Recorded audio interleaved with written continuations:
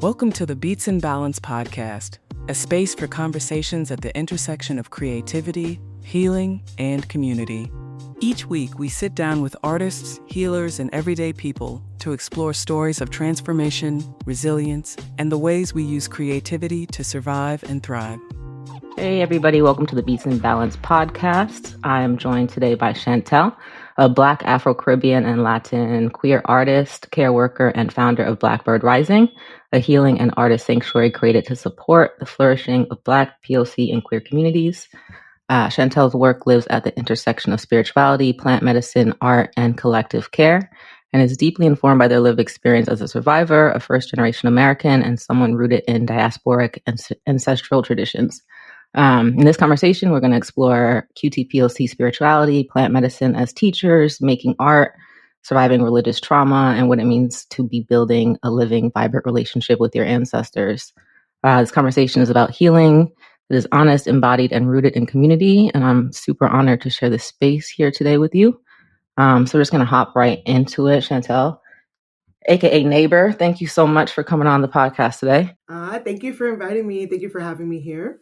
Yeah, of course. I'm very excited to hop into this. For those that don't know, which is probably everybody, Blackbird Rising is right next door to my spot. So I see it all the time. And I've always been super curious just about like how it came to be. I don't know if you know this. I don't think you do know this, but I moved here with my wife and then she passed away from cancer shortly after. But when we moved here, the fact that Blackbird Rising was right next door, it was like a sign for us. The reason we moved to Philly was because she had to stay longer because her cancer treatment was not working. So we had to find a major emergency spot to stay. We were supposed to be moving back to New Orleans. And when we found this spot, we found the spot within the first day of looking. And then I realized like a couple weeks after we moved here that like, oh, there's a queer, like a queer health apothecary. Like it was like everything that we had been talking about doing ourselves. And it was like right next door. So it was like definitely like it felt like a sign from the universe that like, all right, we picked the right apartment. We picked the right spot to land. So yeah, it was like a very meaningful thing for me seeing that place was there and that it was right next door. So yeah, I don't know if you know that, but it was special. And I think that things are always aligned. So it's crazy to now have you here on the podcast about a year and a half later. I moved here about a year and a half ago. So yeah, let's get started. Why don't you tell the people a little bit about who you are and your story and how Blackbird Rising came to be. Yeah, I would love to. First of all, thank you for sharing that bit of your personal history and connection to Blackbird Rising with me. I think so often we don't realize how much our stories intersect and how like you living out your purpose and your dream and your vision can be like a sign, an omen, an affirmation for somebody else in their own journey and their own experience. And I really need those stories, especially these days, as it feels harder and harder to live faithfully within the like vision of Blackbird Rising with all the like forces of capitalism, materialism, homophobia, transphobia, just violence in our world. It feels like trying to hold on to that beacon of hope and like living into that vision feels even more pressurized. And so it's really encouraging for me to know that like even just the visibility of being there is a sign of hope for people and a beacon and an affirmation, which is, it's such a sweet gift to know that. Okay. So Blackbird Rising, Genesis for me, I guess it's a longer story, but I'll tell a more condensed story right now. So my whole life, I grew up super religious, very much into grew up in a fundamentalist Christian home and very spiritual my whole life. And also somebody who was closeted most of my life as a queer person, closeted as a trans person, and grew up in a very much an environment where those things were seen as bad, wrong. And as a deeply spiritual person, feeling very connected to spirit and God, it was just kind of like, I was living in all this dissonance all the time about who I knew God made me to be versus who the church was telling me I needed to be. And that led to living with a lot of suicide ideation. But when you're a kid and you just think like, oh, this is just how I am. I'm a person who lives with suicide ideation. And also in a Caribbean household, you don't talk about mental health. You don't talk about because especially if your parents are immigrants, it's like, what do you have to be sad about? Like, we made all these sacrifices for you to have this life. You shouldn't have any problems mentally, especially. And so I didn't share a lot of my own despair and fear and worry and lived with suicide ideation, and got really good at masking and doing the pillars of success. Went to graduate school, graduated from my undergrad, was leading a nonprofit for my church, went back to graduate school, got my master's, my MBA, got married to a Christian, had children, was working, owned a home.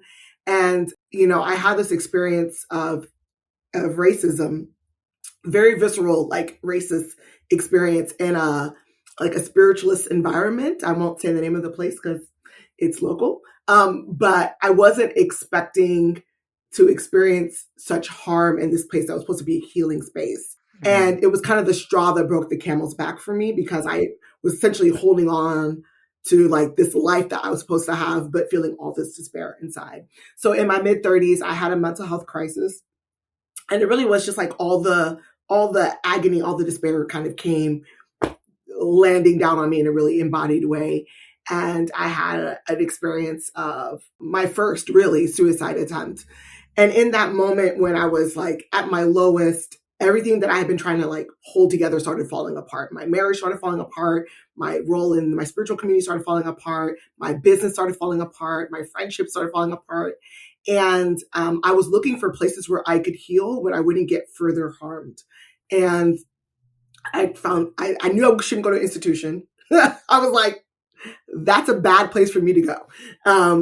Even though for some people, that's the only place they can go. And I respect that for them. And so I was looking for an inpatient place. I was raising 3 small children. And I was like, I need to go away for a little bit. Where can I go inpatient and get some like deep care? My mom came for a week and just was with me for a week. And I was looking for a place to go. And I couldn't find anywhere that would like hold me in my cultural identity, would hold me in my racialized identity, my queer and trans identity, and wouldn't do further harm. And I just knew I didn't have really more, I couldn't endure more trauma. And so I ended up creating like an inpatient, outpatient experience. I found a Black woman therapist who was into naturopath stuff and had my first experience of acupuncture. And I was doing all this work when I had like literally no capacity to try to like cobble together like a path of healing so that I could at least be stable enough to like parent my children.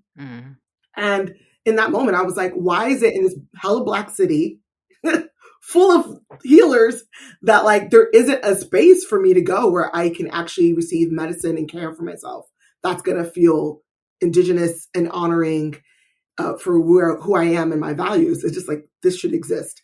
And it could be also that I wasn't tapped into any of those networks, right? So it wasn't like, I also wasn't tapped in, but it wasn't easy for me to find either. And at that moment, that's kind of was like the seed of like, I want to create a retreat and healing space for Black, queer, and trans people where they can go and get care that feels aligned with their values, but also a space for us to dream and to build and to replenish ourselves, because there just weren't places like that.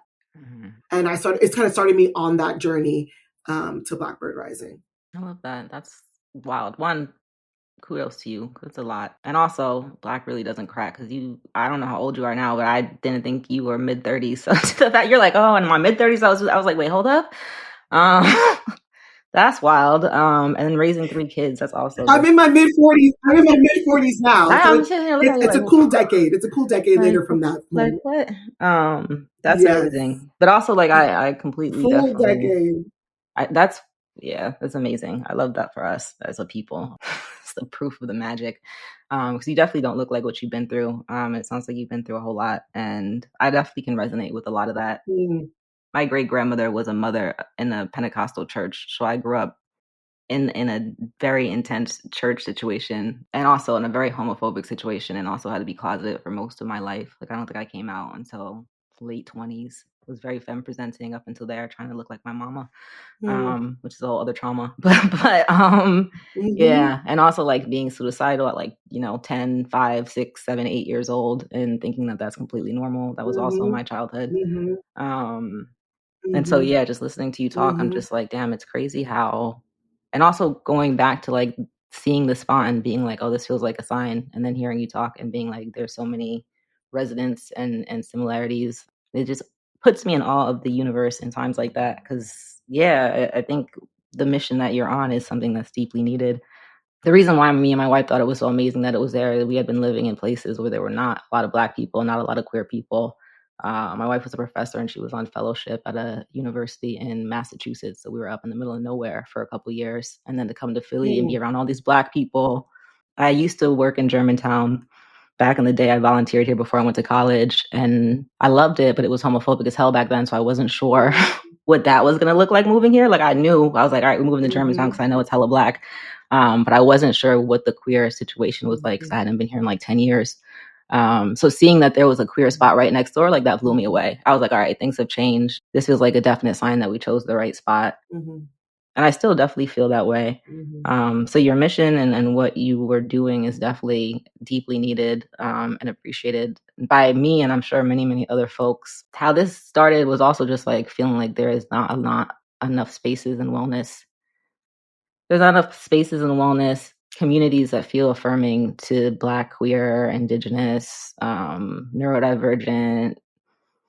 Like, if you're not fitting into some kind of like Gwyneth Paltrow group aesthetic, then, you know, you're kind of outcasted and this healing isn't for you, which is to me completely backwards. So I love all of that. Let's hop into a question I had about the name. How did Blackbird Rising come to you as a name? What does that symbolize for you? Well, such a woo-woo story, actually, because, I have been talking to people about this vision for like a decade, right? So just in conversations with people in my life, like, I want to do this thing. I want to do this thing. I don't know what it's going to look like. I don't know what it's going to be called.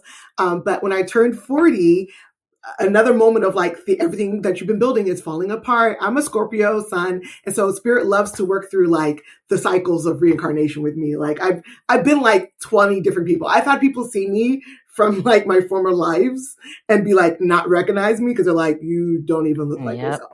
Like the person they knew me Scorpio to be. rising. And so in former life, I owned a cafe. Yeah. Completely understand. Exactly. So you know how it goes. Spirit's like, let's go again, reset. So in my past life, I owned a cafe with two other friends, a coffee shop, a Black-owned coffee shop here in Philadelphia. And I was pouring, that was actually one of my other dreams, was to have like since I was like 17, was to own a coffee shop, right?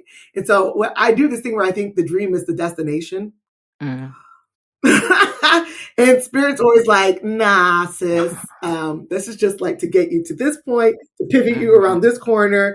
So the dream is not the destination, man. I could do a whole sermon on that one. It's real. So, right, I'm sitting with that one. I was really into this coffee shop, and essentially everything started falling apart, right? And I decided that I had, as a true child of Caribbean parents and immigrants, I have always worked like 3 jobs my whole life, like 2 and 3 jobs, pretty much my entire life since I was 17. And I hit this wall where everything was falling apart. I was fighting. It felt like I was fighting for my life. I was turned 40, and Spirit was like, when's the last time you've ever rested?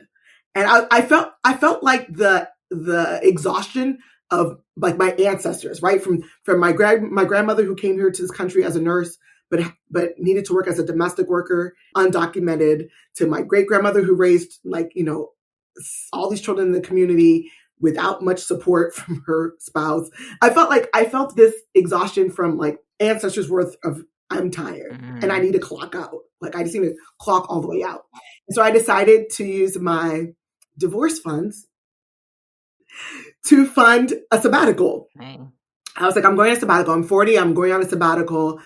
I want to know what it looks like to literally rest and play and just do the shit I want to do.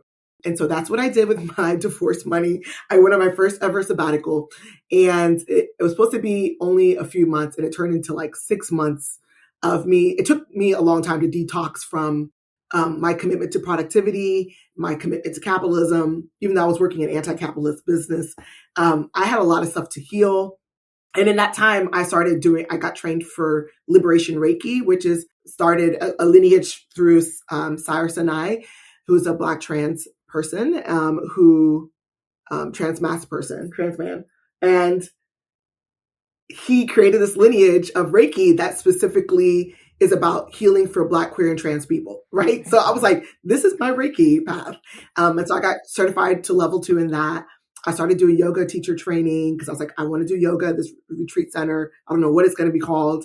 And I also started doing apothecary, like herbalism training with Empress Karen Rose in Brooklyn with Sacred Botanica. So anyways, I was in all these learnings, all these trainings. I know all those folks, all of them. Yeah. That's another story for another day. Right, exactly. Trying to do all the, anyway, trying to catch it all, get all the training. And then Spirit had to really stop me in my path and be like, whatever you think you need to become to be qualified to do this work, you already have the qualifications, like in your life. And my spirit guide is my great grandmother. We call her Mutta.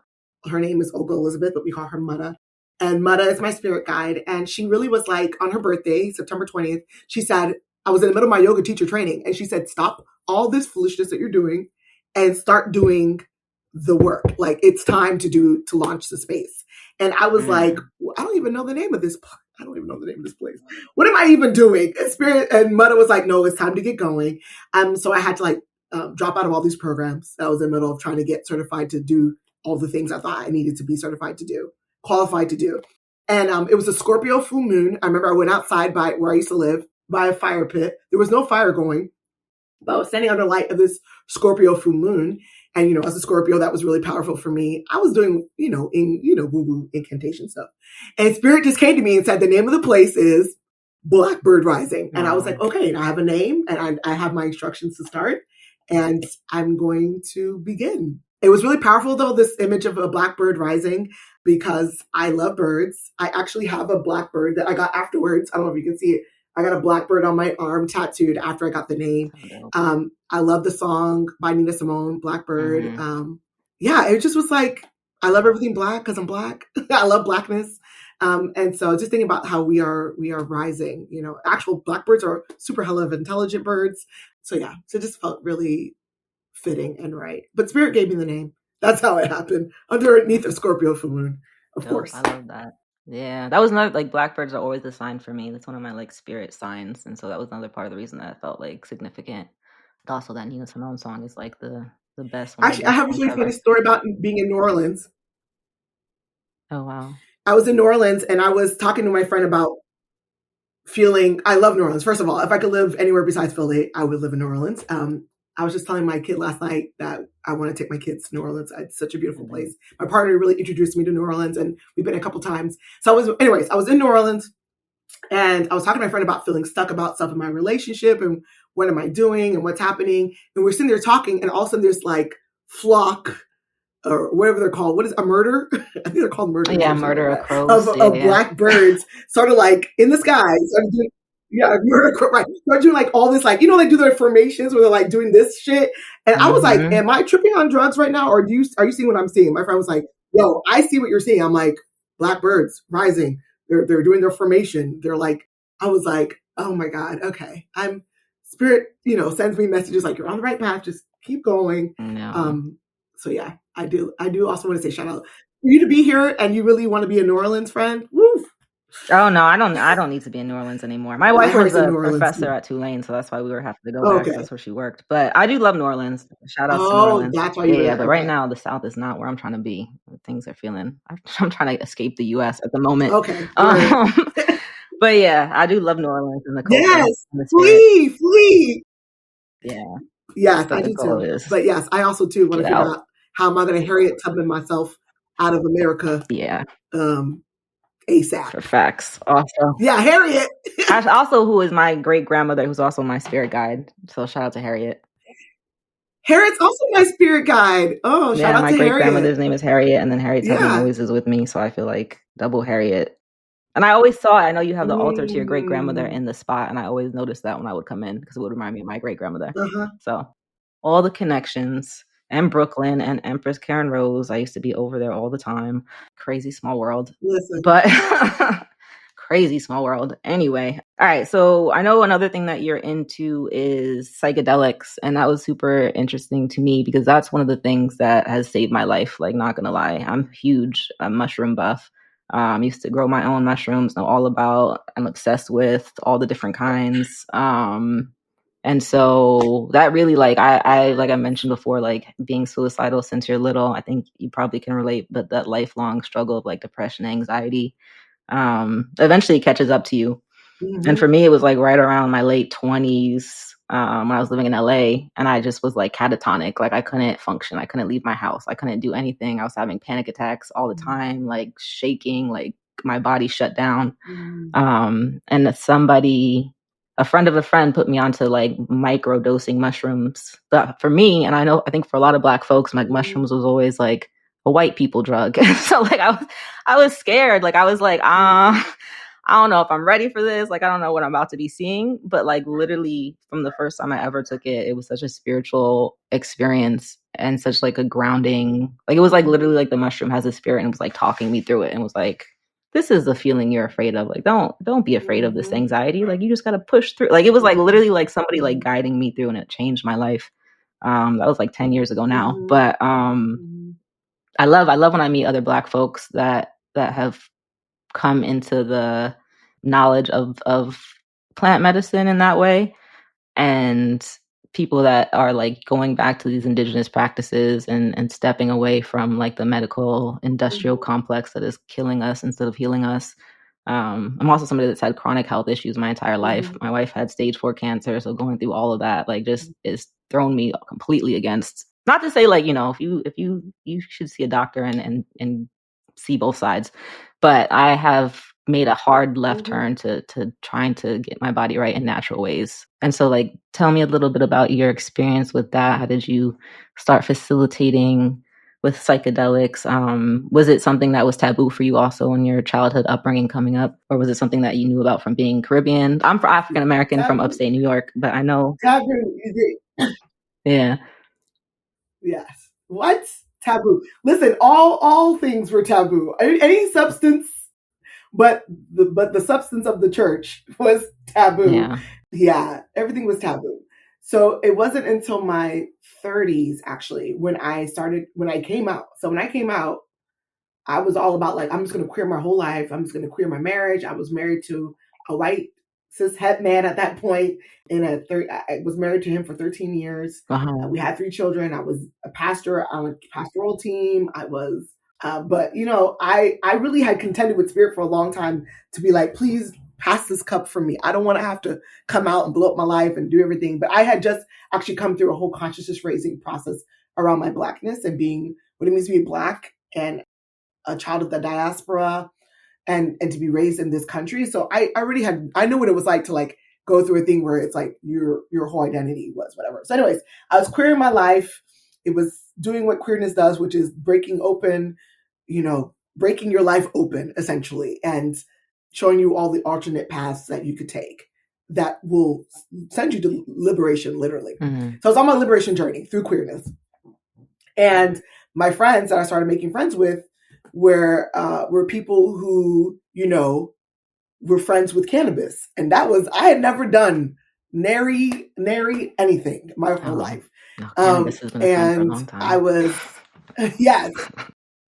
And I'm telling you, in my 30s, first time ever, period, with cannabis. And I was like, what is this magical plant? Who is she? She is that girl.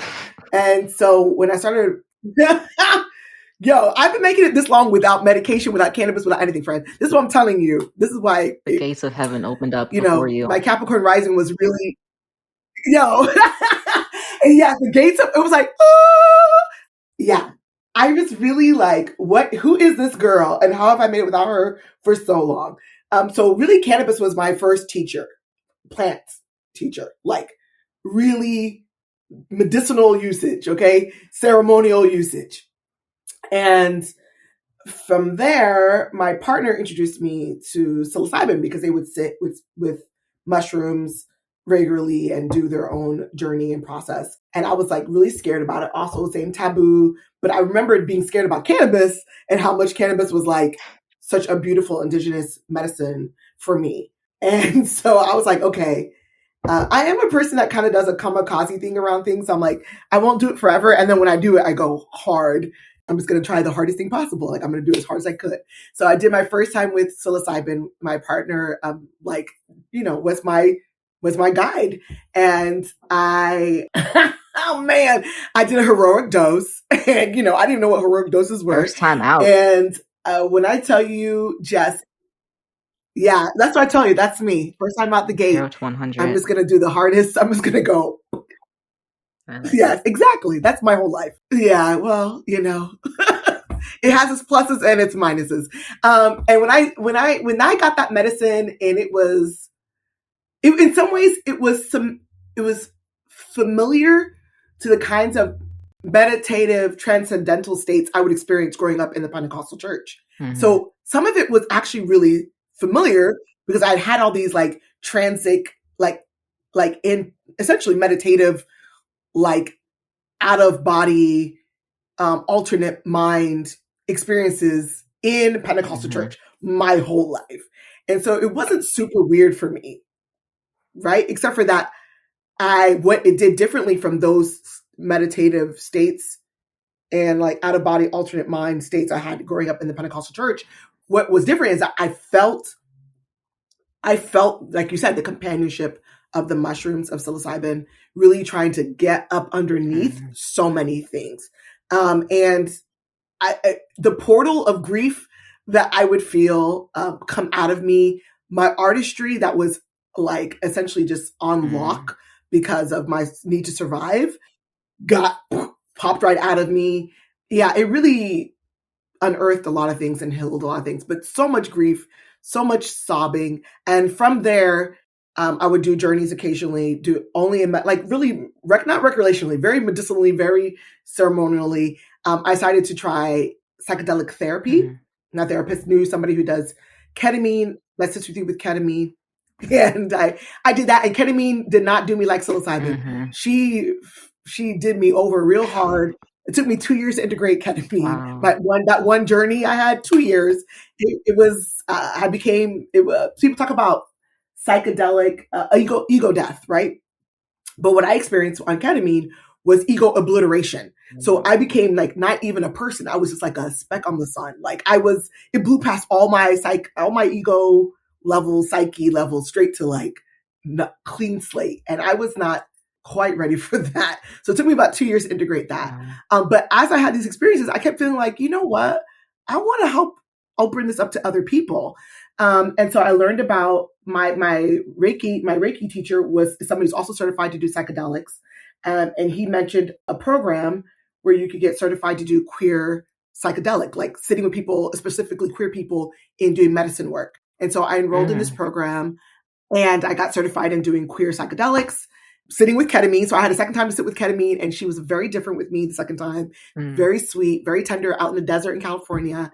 And from there, I learned about a psychedelic facilitation certificate for psilocybin. And then I did that for like 9 months and I got certified. So now I'm certified in queer psychedelics, sitting with ketamine and also with psilocybin, because I want to be able to do this with other people. And I love a certification. Your girl loves a certification. So I love to learn. Yeah. So that's how that happens. Very cool. Capricorn rising. I'm telling you, she keep me in school. She's like, nope. Yeah. My wife was a Capricorn. I know exactly. A Capricorn with like 5 or 6 Scorpio placements. So if you could imagine, I understand the intensity. Yes. But also I think that's super dope. I think I don't know. I like that. I think for myself, like I'm drawn to people that have that kind of 0 to 100 attitude about life. Because for me, it's like we're here to learn. Like life is a journey. We're not here to play it safe. And for somebody that has a lifelong of anxiety, you get tired of that shit. Like it's just like at some point, something in me was like, we're not playing scared no more. Like I can't live like this anymore. And then it was like literally the same thing, 0 to 100, like from not leaving the house, being in the bed to like we traveling the world. So yeah, I love that. How do you have fears, or how did you push through the fears? Because I know what a Pentecostal upbringing is. Like we weren't allowed to celebrate Halloween because that was like the devil's holiday. So like everything is taboo for real. Exactly. And I was blessed because half of my family was not Pentecostal. So I had like some like, I'm gonna go over to this grandparent's house for Halloween and just not tell y'all. But I can't imagine like being super, super into it and then making the full shift out into queerness, into psychedelics. These are all things that my church was definitely like, would have been like, you're going to hell. Like you dealing with the devil. So how are you able to push through that like fear or the like programming to take the leap to be authentically you and let go of like the conditioning? Yeah. I think what happened in my 30s, like I had made a lot of deals with the God of my understanding at that time that I was going to, betray myself, give up myself, comply if he would keep up his end of the bargain of what they had told me, which is if I had done all these things, God would bless me, protect the people I love, and take care of all the things. But in the year of my kids, I had twins. My first children are twins. There's another backstory about that, but we won't talk about that right now. But my kids were in their first year of life, and I was very close to my siblings' children. Because my siblings started having kids when I was 15, and so I was raised my siblings' kids. And my sister's middle child, Donovan, his dad was driving, and they were in a single car accident, and the car flipped over, and he died. And he was 9 years old. Everybody else got out the vehicle but him. He died on impact. And he was my heart. He was my baby. And I also had just had babies, right? My babies were still in their first year of life. And I remember at one point when I realized that I had to go away to graduate school and that Spirit was leading me to Philadelphia, I had this conversation with Spirit, with God of my understanding. And I said, I'm going to be obedient and go, but you have to keep all of my babies safe, because at that point, those were my children. And I was like, I can't be here to keep them safe. And so I need you to keep them safe. And I thought we had made this agreement that I was going to be faithful and go to Philadelphia for graduate school, and God was going to keep all my babies safe. And when my nephew died, I felt such betrayal by the God of my understanding that I was like, kind of like, fuck you. If you're not going to keep your word, then what are we even doing? And so that was the beginning of my like decolonization and healing around essentially betraying the God of my understanding, because it became clear to me that God not only did not love me, did not like me, and really required my allegiance in a way that was going to be my death. And so I had to like break trust. It became very clear to me it was either the God of my understanding or me. And at that point I was like, okay, I'm going to choose me, because there's no guarantees, even though they told me there were guarantees if I submitted to their rules and their ways of being. And so I think feeling that level of betrayal, what to me at that time I experienced as a betrayal by the God of my understanding, really helped loosen up the grip of my like need to, especially as a very anxious person, follow these sets of rules so that I would be okay. I just realized there was no guarantees, actually. Like, they couldn't protect you from life. And yet I wasn't living my full life, right? I was denying myself so much of my personhood and giving allegiance to a God and a system that actually didn't love me or see me as valuable in my own personhood. So yeah, that was, once that started happening, cracking open, I think it was easier and easier for me to betray these ideas that I realized were not actually things keeping me safe, but cages keeping me I love under that. control. I think that's super, I mean, it's like very aligned also with my experience, but I think people are confused sometimes when I talk about how I've gotten into spirituality, because it's similar in that it was just like when my great grandmother died, the way her church acted was so left. She was like such a big part of that church, and it was very apparent that the pastor was very jealous. And they tried to disrespect her in ways that I was just like, oh hell no, like, you know, like that was like, oh hell no. And then my grandmother was, a lot of the religious rules that I was following by really was because I wanted to make my grandmother proud. I didn't care about that church, but it was my grandmother. I loved her. She was my heart, my great grandmother. And I wanted her to be proud of me. So I wanted her to think, I was doing exactly how she wanted. And there was fear when after she died is when I came out, started being mass presenting. There was fear that I would lose that connection with her, but it only got stronger. And that's when I realized, like, oh, the spirit thing is real. Like, it's not all bullshit. Like, there is some truth to it, but you know what I mean? Like, it was like, I went hard, like, to like atheists, like, fuck God. Like, there's no, you know what I mean? Like, there's no God, there's no nothing, fuck y'all. But the way that my grandmother would show up in dreams, in feelings, in synchronicities with like, I would start seeing shit written on license plates that like people would say stuff that I was just thinking 5 minutes, like all these things opened up in such a crazy way that it was like undeniable. It was like she was like making it clear, like, no. The spirit part is real. Yep. Yeah. And they will. Yes, and they will. Actually, Mata visited me twice without me knowing. There was one of my friends, she's Northern Cheyenne, and indigenous person, and she had 2 years in a row we were at a retreat, a women's retreat for when I was deep in the church, in leadership in church. And we were at a women's retreat together because we were leading this women's leadership group. And apparently the first year, Mudda came to visit me, and she didn't say anything to me. And she knew that Mudda came to visit me. And the second year, she finally was like, listen, we were rooming together. And she's like, listen, you have this ancestor that keeps coming. It's been 2 years now. Can I tell you what's going on? And I was like, oh, yes, tell me. And it was Mudda. She had been visiting me and trying to get my attention. And when I tell you that Mudda for a long time would go, anybody who was open, partially open, a portal, anything would be like, so you have this ancestor that is very loud. I'm like, yes, I know. She's been trying to get my attention. She would tell my business to everybody. And I was like, okay, right. I hear you. Please stop embarrassing me. But yeah, they are very persistent. Spirit and your ancestors will work overtime to get your attention. Quick pause to thank Mantra Matcha and Savarista Coffee for supporting Beats and Balance. Mantra Matcha gives you sustained energy, focus, and antioxidants without the crash. Savarista is perfect if you love coffee but want less caffeine and fewer jitters.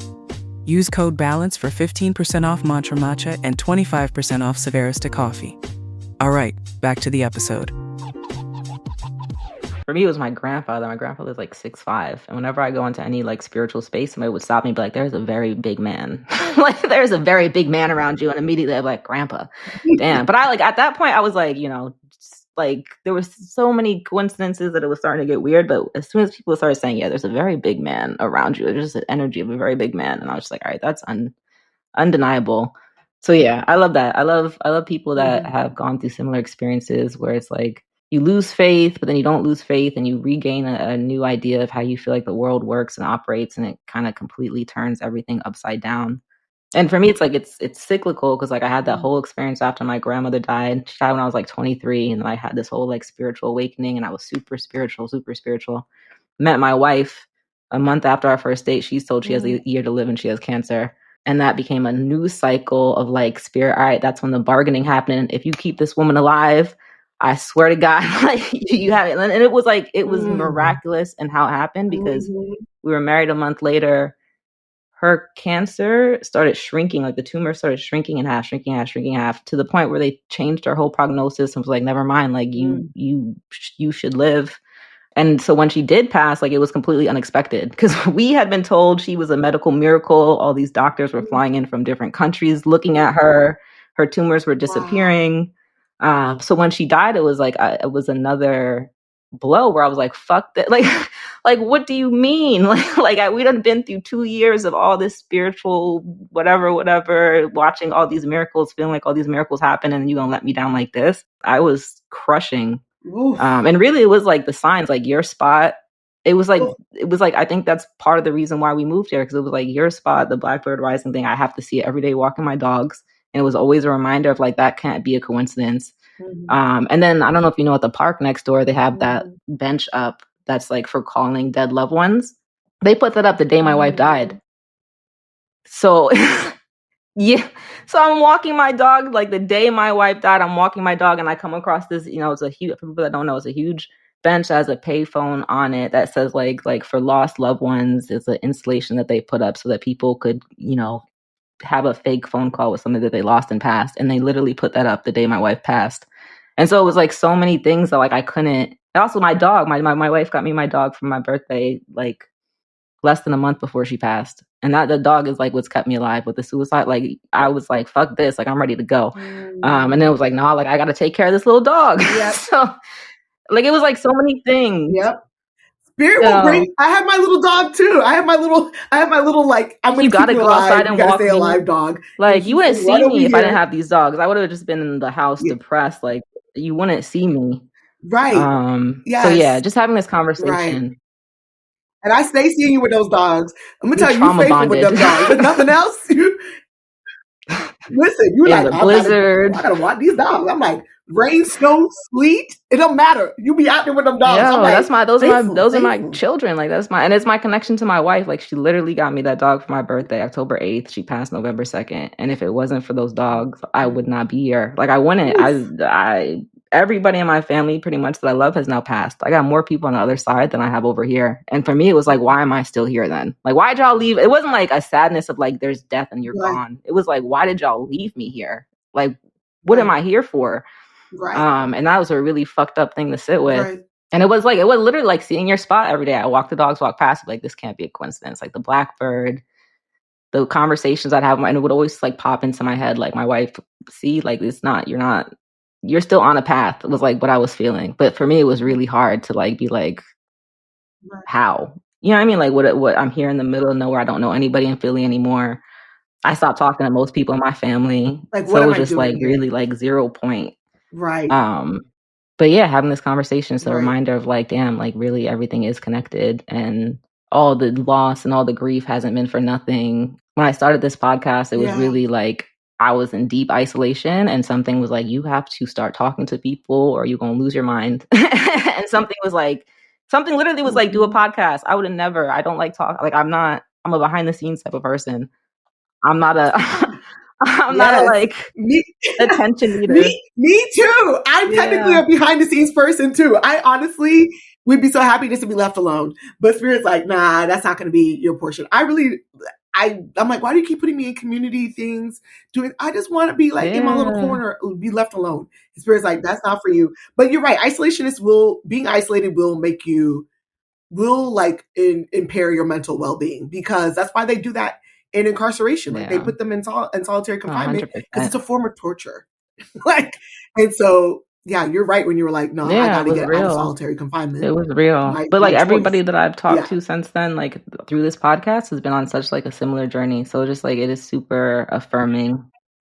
Yeah, it's been super affirming. People. Isn't that so beautiful with Spirit's like, we're going to help you make a container so that your people can come to you. Like, because otherwise you'll never find them. Because I like to be alone. I'm a fan of being a hermit. But no, it's been super, super affirming. So just thank you again for that. But anyway, we'll move on to the next question. I don't want to take up too much time. Well, no, I love hearing your stories. I was like, listen, let's keep talking about your stories. But I just love when things resonate and when people feel aligned. Because I often get stuck, and I think a lot of people have a similar feeling of feeling like you're in it alone, or like you're the only one that's going through these things, the only one that's having these feelings. And I talk to other people and they're like, oh no, I've been there. And it's like, all right, cool. Like there is a after this. You know what I mean? Like it's hard when you're in it to see the other side. Right. Well, there's a through this, and like it's going to change you, but also like you're not the first person in the world to experience this. Like it's not like you did something wrong, because it is very much part of the Western Christian narrative to be like, these things are happening. I'm like sitting here like, did I, if I, you know, if I, yeah, like, do I have an evil eye on me? Did I do something? Who cursed me? It's like, boo, you're living a human experience. Yeah. Like, this is the shit. This is the shit of the human experience. Why did our souls choose to come down now? I always ask. Like this? I think something is coming though. I think I fully believe, because I've felt like tired my whole life, like Benjamin Button type, like just like an old kid. Yo. And I'm like, I don't think I would choose. I say Benjamin Button all the time. I'm like, I'm just in my Benjamin Button life over here, just been old my whole life, tired, annoyed. That's why I tell you, I feel like it's generational. Like, this is not just our shit. I do feel like us millennial babies are like, we are the ones that are rectifying the bill, the arrears. Like, we're the ones who's come to be like, this shit stops with us. No, 100%. I call it karma kids. Anyway. And it is like, when you were saying that, I was like, yeah, I felt that. And that's what I'm like, this year is my sabbatical year. After my wife passed, I quit my job last February because they were on some fuck shit. And I haven't done anything since. And it's so uncomfortable for me, because I'm also a person that's very much like I'm a Virgo stellium. Like, I like to be doing, I like to be moving, I like to be organizing. I'm very behind the scenes. Like, I love supporting people and making shit happen. So to sit still like this for this year has been difficult, but I think also like super needed and super like nourishing to my soul, and like learning how to sit with myself and my energy and figuring out who I am. So yeah, everything you said has super resonated with me and the journey that I'm on. So I appreciate that. But yeah, we're going to switch the conversation over a little bit, get to something lighter. Yeah, let's go. Let's try something lighter. Let's see your artwork, because you also do art. And so let's talk a little bit about like how art functions in your life. Do you have any rituals around that, or what does art mean for you? Mm, yeah.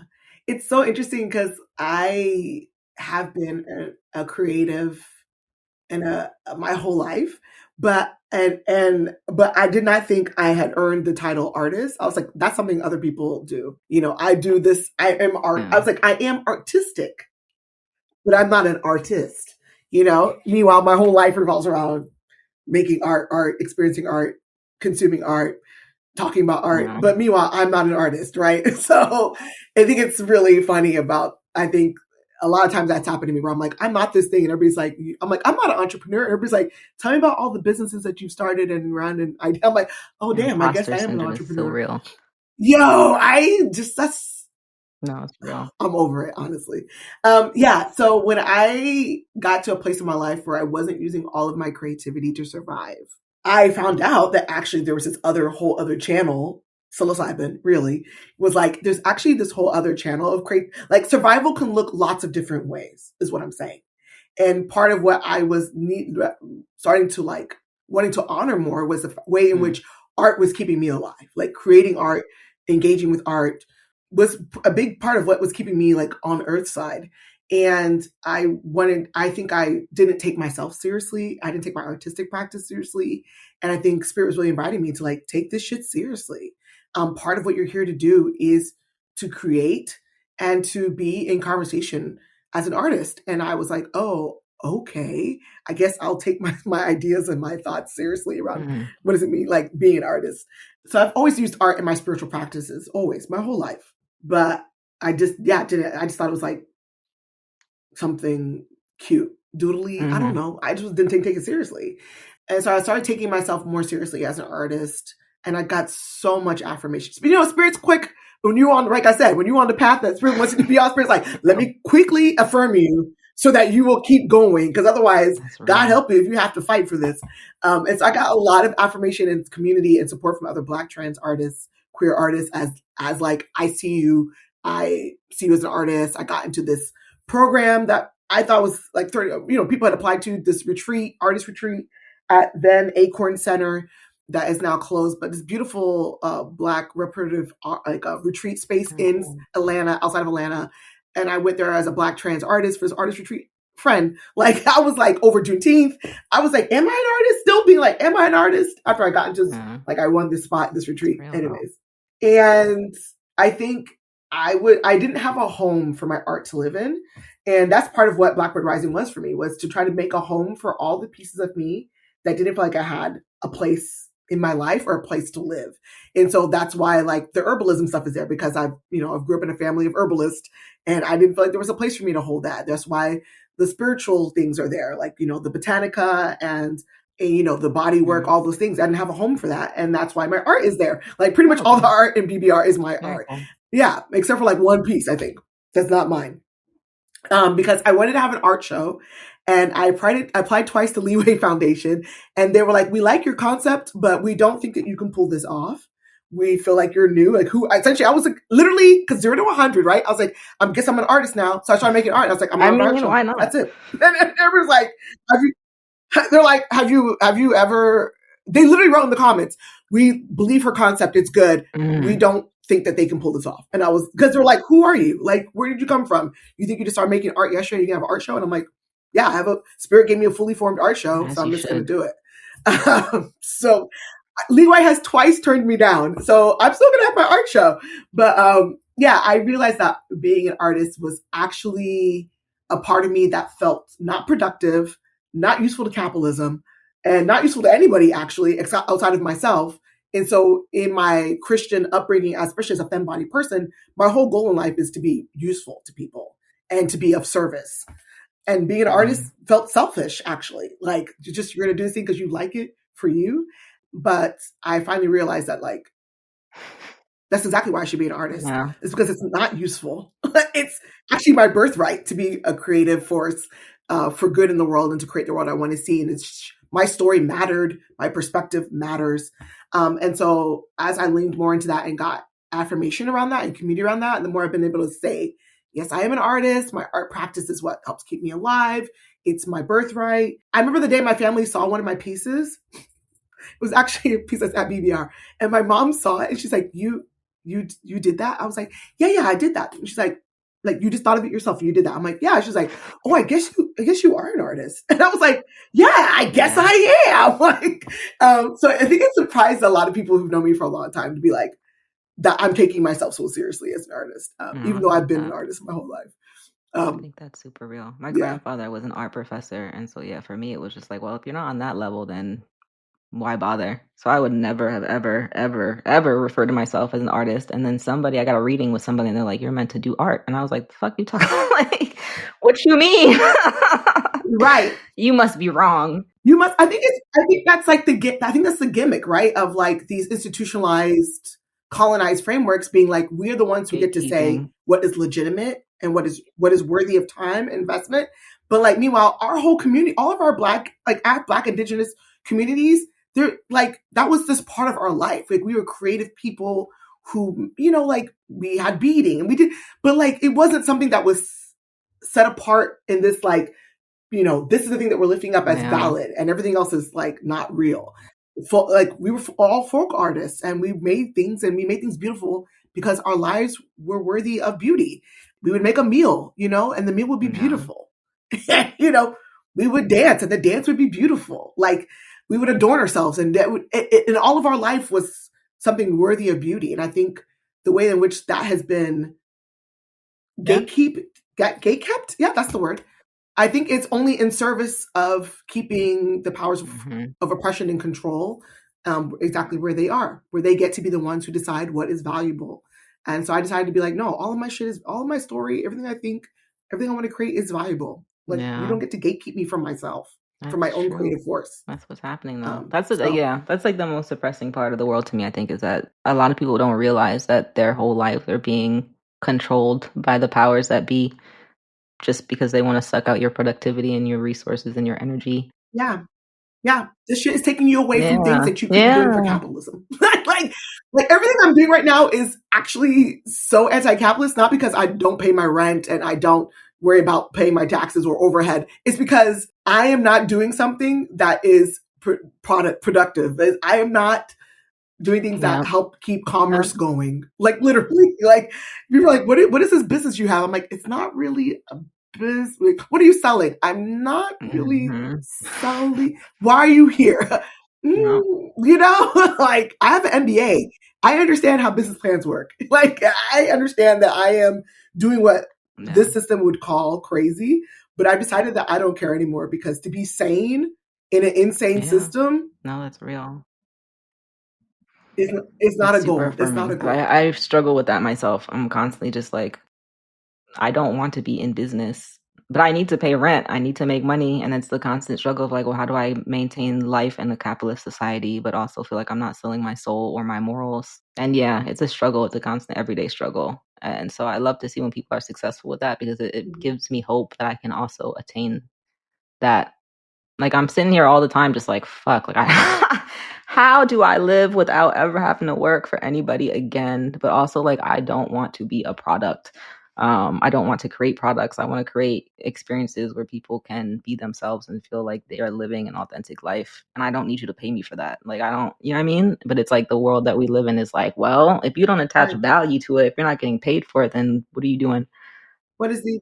Yeah, and you know what? I want to be careful not to be like, oh yeah, this thing that I'm doing is a success. I think in terms of capitalism, I'm failing. I am failing pretty badly, actually, like pretty boldly. I'm failing a lot. Like, ask my landlord. I'm failing. Ask a lot of people, like, ask my bank account, my business bank account. I'm failing. According to capitalism, this is a bust. This failed. And you know what? It was never... Spirit told me the other day when I was like getting caught up in my MBA head of like, I'm not, I started this thing as an agreement with Spirit, and then I went off to try to do it the way I thought, this system tells me to do it to be successful. Right. And it was really painful doing it that way. And Spirit was like, why are you trying to do something according to these rules? Like, this thing was never even about that, period. Like, when I applied for my lease, I had $25 in my bank business account. And I submitted my lease application with $25 in my account, and they were like, write down how much money is in your bank account. And Spirit told me, write down $10,000. And I was like, that's crazy. I don't have $10,000. I'll write down $9,000. This is my compromise with spirit on my lease application. I will write down $9,000. And then the people said, great, thanks for your application. Show us the proof of the $9,000 in your bank account. And I obviously didn't have the proof. And I said, Spirit, what now? Why are we always doing knuck if you buck? Right? And Spirit was like, okay. And I sent out my little 2-pager, 3-pager that I wrote in 24 hours, like business plan to my community. And in 24 hours, like in 2 days, maybe 48 hours, I had $10,000 in my bank account. Right. So this is how this thing even started for me being in that space. You hear me? And I have been ever since trying to make it work in the nonprofit model, the for-profit model, and it never works. And so we're still here because Spirit has decided that we're still going to be there. But according to everybody else's metrics, I'm sure they're like, this is a failing business. And you know what? Like, okay, but we're still there. So yeah. No. I just want to be clear about that. I don't want to be like, oh yeah, I'm doing this thing right. I figured out a hack for capitalism because capitalism is monopoly. And even if you don't want to play monopoly, you want to play a different game and not capitalism, you're still on the monopoly board. So that means you still pass Park Place and had to pay that tax. You still pass go. You can still end up in jail. Like these rules still apply. There will be consequences. The consequences of monopoly still apply to you. But you're just trying to play a different game on the board. And so that means it's a little bit dicey. Yeah. And it's dicey. It's dicey. And the anxiety does not like that. You know, the mental health doesn't like the precariousness of trying to play a different game on Monopoly's board. But that's the only way I can survive, I think, and do this vision justice. Also for me, because I'm in that spot right now where my mind and my soul are at odds, and it's just like something's like, no, keep going, you're gonna be all right. And the other part of me is like, man, if you don't provide some physical proof that I'm gonna be able to pay my, like, you know what I mean, like But then the shit like that has happened where like there was a time where I was like behind on my rent, and I was like, I don't know where money's coming from, and then boom, like $25,000 popped out. A check that I was supposed to have gotten a long time ago that I just given up on for insurance. And it just like right when, and also my landlords were assholes. And I feel like every time somebody's a dick to me, like they get it and I get like a come up because then like they put me in for some like eviction release fund, paid off the rent. I didn't have to use the $25,000 to pay the back rent. And I know they were pissed because they thought they were going to get me out and evicted. And it was like, yeah, nah, I got the money now for the for the rest of the year. But you covered that little $3,000. Listen, and that's how spirit will do things. And according to the system, that is foolishness. That's madness. It is madness. To live like that is mad. To live like how you and I are living is madness according to the system. And guess what? I'm just embrace it. I said 2026, call me mad. I'm mad. I'm Guyanese. I'm mad. Okay? So I'm crazy. I'm mad. Fine. But guess what? What you're doing is insanity too. Like the people who are trying to like still get up and play the game, like the game is not literally about to go up in flames, and they have no backup option. I'm like, bruh, you do know this thing is going down, right? But you want me to keep storing up treasures here? Like, it's not about to be over. In the back of my mind, nah, I think all this stuff is about to explode anyway. But it is. It's about. I said, are we still paying our taxes, y'all, to this government that wants to kill us? Are we still trying to arm them and fund them? Are we just checking in? Oh, we are? That's a whole other conversation, the lack of organization. But anyway, yeah, I 100% agree. And that's, I think, what Spirit has been telling me too, is like, oh, you about to be out of here. Don't worry about that. Yeah, this world is over. So if we want to be in a different world, I think we have to start living by some different rules. But it is very precarious when this system is still very much has some teeth on it, you know? And we're seeing in Minneapolis and all over the world, we're seeing when people are standing up and being like, I'm not going to play this game with you anymore. The systems of oppression are not going to take that line down. They're not going to be like, okay, cool, go ahead and go. They're like, nah. Yeah, we are at the brink, I think, of either civil war or some type of revolution, or there's going to be some type of like natural disaster that's going to shake everything up. But one way or the other, things, I think, we're headed for a major turn. I feel it deeply in my soul. Yep. Yeah. We're in the turning, actually. I think we're already in. I think we're, you know how, yeah, exactly. We're in that in between the middle passage, Jesus. The middle passage. Listen, and not everybody made it through the middle passage. Some people decided to be like, guess what? This is not for me. I'm going to go ahead and just jump up off the ship. And some people are choosing to do that. And I respect, we can talk about it another day. As a person who lives with suicide ideation, for some people, it's like, they didn't want to make it through the middle passage. Yeah. I get it. But we are in the middle passage, and on the other side is a new world. And so I just think that like we have to think about, how did people make it through? How did our ancestors make it through the middle passage? How? Because us who are here, we're the ones, our ancestors 100%. survived the middle It passage. makes me think of like How did Harriet, they like do you it? said, like she was getting those How? spiritual insights and following. Like I think every time I think like I'm crazy or I feel like I'm gonna, like I think back to literally Harriet Tubman, and I'm like, she hit her, or she didn't hit her head, she got her head smashed in, but then was having those spiritual Mhm. downloads that literally created the Underground Railroad. So I'm sitting here like, I can't think I'm crazy when there's proof. Like, look what this woman did. Yes. And you know what? I think Harriet's coming back now to really teach us is like, I think what we're supposed to be stewarding in our generation is also like the humanizing Harriet, because there was so much grief that she had to go through. Like she went back she had to do this alone. First of all, the first time alone, just her in spirit. Then she went back and some people were like, nah, I'm good. Like I am good on the plantation. And I'm not only snitch on that, you. I'm trying to out you to get you in trouble. Right, you're not gonna mess up my bag. Like, and there were people that also came along with her, and then halfway through were like, nah, I can't do this. And she had to be like, listen, okay, but like, you're not about to blow up my spot. And I just think that like there was Harriet really, I think she is the blueprint. She's the blueprint, period.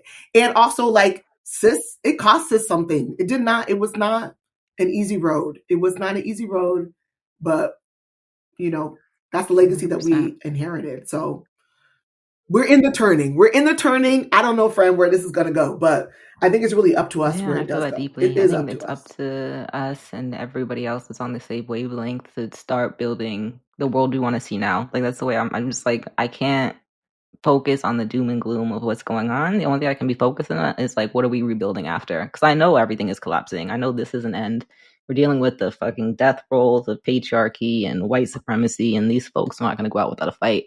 But in my mind, the war has already been won. You know what I mean? Like this is the way in which I have like premonitions. It's like, so if I could see the future, I mean, shit already happened. I mean, we good, we done. I just see this buckle in and sit through this little storm we in right now. And you know what? You know why they're fighting even harder? Because they know that, like, you know what I'm saying? Like, how many times have we been in these battles? And one of my Tani, who's at BBR, was talking to me about the Maroons and how like some of them they made deals with the British, because they were like, the British were like, listen, if you stay over there, don't leave nobody else out. The owners were like, if you don't leave anybody else out, the enslavers, we'll leave you alone. We won't mess with you.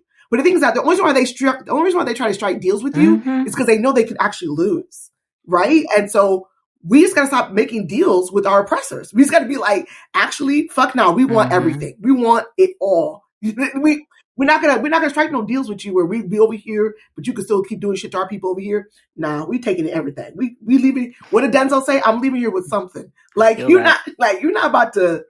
We can't strike deals with them anymore. They're fighting this hard because they're losing. They're on their way out, and they're trying to like lock this shit down, which lets me know that like they're scared. They're scared, and they should fear. Be. And it's true, and I think that's something to remind people is that like, yeah, when things feel rough and it looks like we're on the losing side, I can't help but always remember, one, we have the majority always, and two, they wouldn't be fighting this hard, like you said, if they weren't terrified.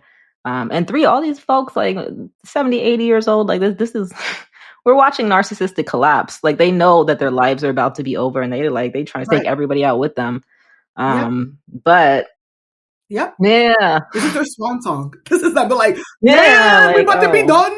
Like, who can we take? They want to take as many of us with them. So I'm like, I'm out these streets. My background, like I used to be heavy into political organizing and, organizing the protests. And after the one in the Bronx where everybody was getting kettled in, and I was like, fuck this. This is this is not the way we fighting anymore. Enough Black people have been beaten and thrown on the streets. Like it's time to strategize about the future.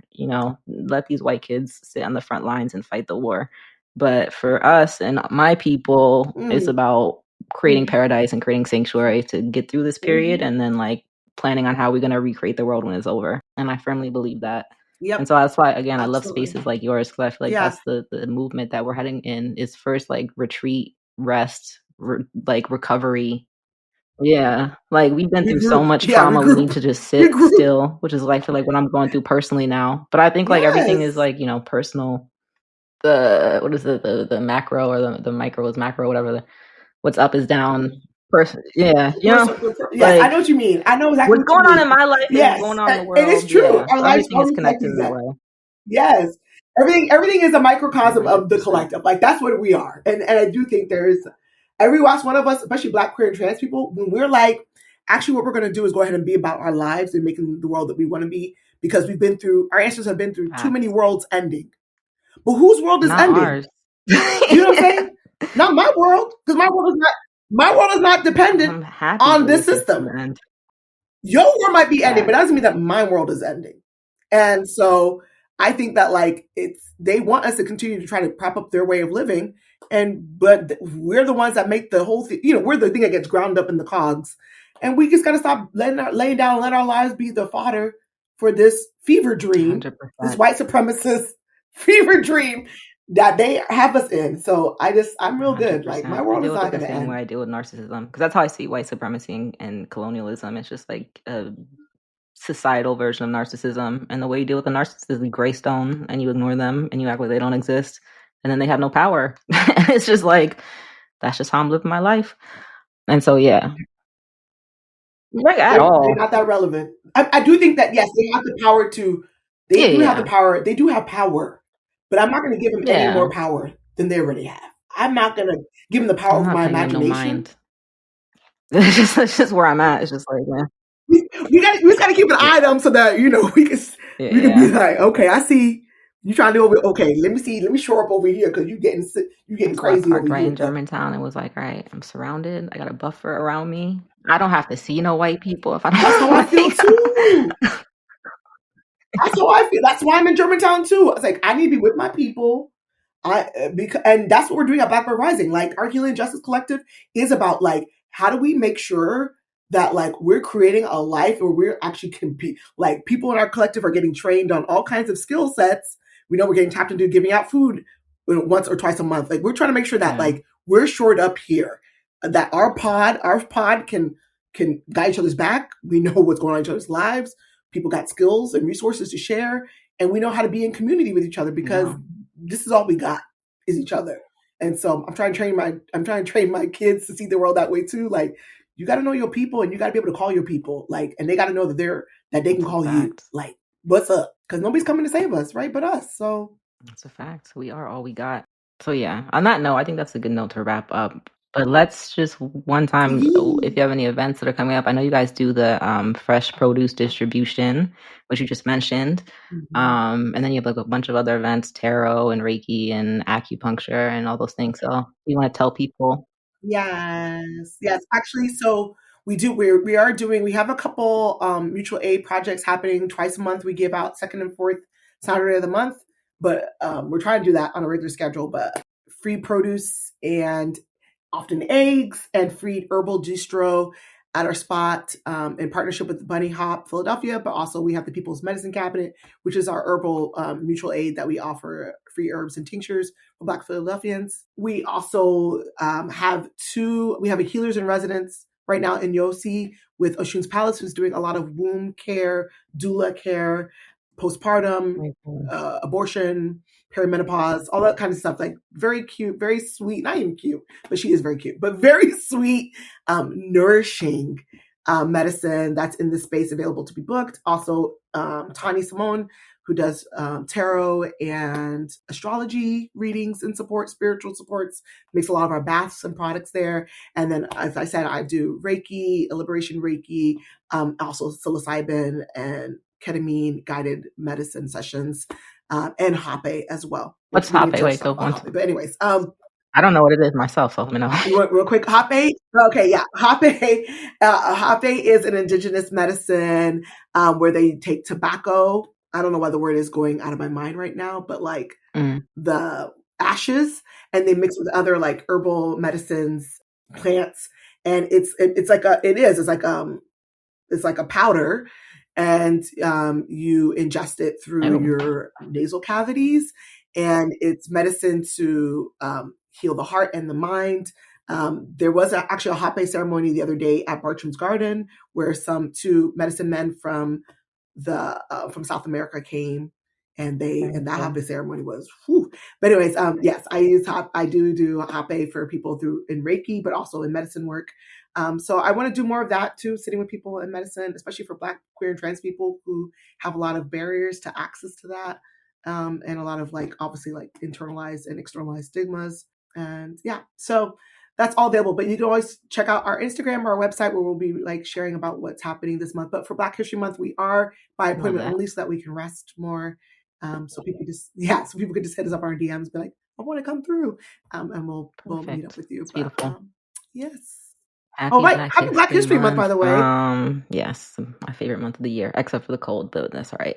Yeah, thank you so much for being on here and doing all the amazing work that you guys are doing. I'm going to come by and check out the hape stuff. Also, thank you for being my constant supplier of the charcoal and the frankincense. Everybody in Philadelphia, make sure you head over to Blackbird Rising and get your spirit straight. They're always doing good stuff over there, and I'm super excited that you all are my neighbors. Yeah, and I didn't get evicted, so I'm still here. No, we didn't get evicted either, so we're also still there. But yeah, thank you everybody for listening, and we'll be back next Thursday if this is not our last episode for this season. I haven't decided yet, but yeah, we'll figure it out. Yes. All right, y'all. Thank you so much for listening, and we'll be back. And thank you so much for being on here, and I'll see you soon, and you'll see my dogs. And yeah, we out here. Shout out Germantown. Of course. I love it. We move with grace, healing in rhythm. At our own pace, our vibes stay sacred. Our roots run deep.